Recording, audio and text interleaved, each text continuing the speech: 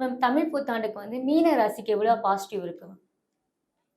So மீன ராசிக்கு பொறுத்த வரைக்கும் பாசிட்டிவ்ன்றது அவங்க எடுக்கக்கூடிய முடிவுகள், அவங்க பண்ணக்கூடிய விஷயங்கள பொறுத்து தான் பாசிட்டிவ் வந்து அமைய போகுது. அப்போ அவங்க என்ன செய்றாங்களோ, அது அப்படியே உடனே ரிஃப்ளெக்ட் ஆகும். அப்ப நல்லது செஞ்சுட்டா நல்ல விதமா பாசிட்டிவா இருக்கும். கெட்டது செஞ்சாலும் பாசிட்டிவ், நெகட்டிவ் நடக்கும்.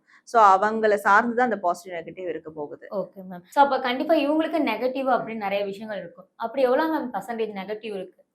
நெகட்டிவ் பார்க்கும்போது அது பெரிய அளவிலான நெகட்டிவிட்டி இருக்கு.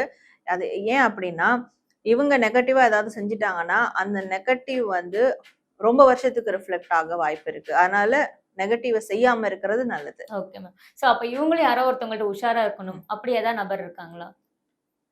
ஸோ இவங்க யாருகிட்ட உஷாரா இருக்கணும் அப்படின்னு பார்க்கும்போது, ஒரு ஆண் நபர்கிட்ட கண்டிப்பா உஷாரா இருக்கணும். ஒரு பவர்ல பெரிய ஆளா இருக்கிறவங்க, இல்ல இவங்களோட வயதுல மூத்தவங்களா இருக்கிறவங்க, இவங்களோட கொஞ்சம் கேப்பபிலிட்டி அதிகமா இருக்கிறவங்க, இவங்க கிட்டலாம் லைக் பாஸ் அந்த மாதிரியான ஆள்கிட்ட, அப்பா அந்த மாதிரி ஆள்கிட்டலாம் ரொம்ப கவனமா உஷாரா இருக்கணும்.